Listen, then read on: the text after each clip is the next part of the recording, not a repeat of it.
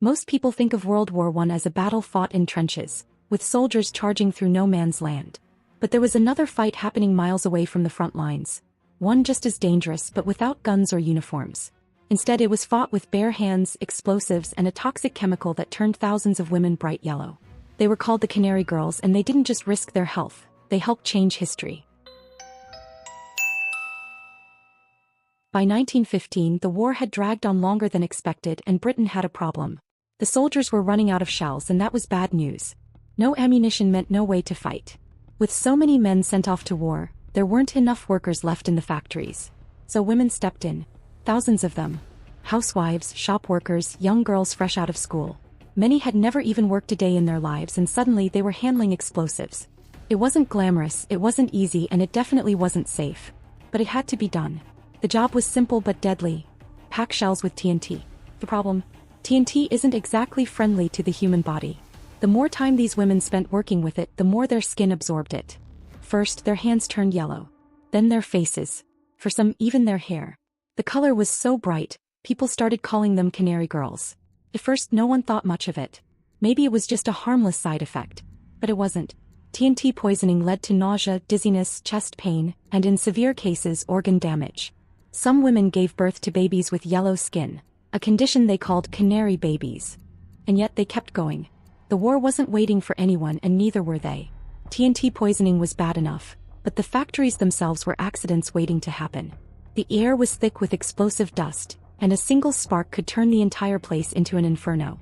Some factories did explode. One of the worst was in Chilwell, 1917. A massive blast ripped through the building, killing over 100 workers instantly. Most of them were women.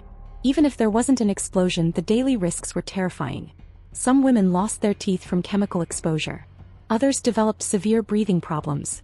And yet every morning they clocked in because without them there'd be no shells. And without shells, soldiers couldn't fight. Despite everything, these women built a world of their own inside the factories. They found ways to laugh, joke, and support each other. They even sang all through the night to help them forget about the constant danger they were in. Some even embraced their new color, joking that they'd never need makeup again. Others just accepted it as part of the job. But outside the factories, things weren't as light-hearted. Many people didn't see them as heroes. Women working with explosives, earning wages, some found it unnatural. They were underpaid compared to men, but even that caused resentment. And when the war ended, they were expected to step aside and return to their old lives, as if they hadn't just spent years risking everything. There were no parades, no honors, no national gratitude. Just a quiet fading into history. Even after the war, many suffered lifelong health problems from TNT exposure. Some never recovered. Others lived with permanent scars, both visible and invisible. But their work mattered. The weapons they produced helped shape the outcome of the war. They proved that women weren't just capable of handling dangerous jobs. They were essential to victory. Today their story isn't as well known as it should be. But make no mistake, these women were fighters.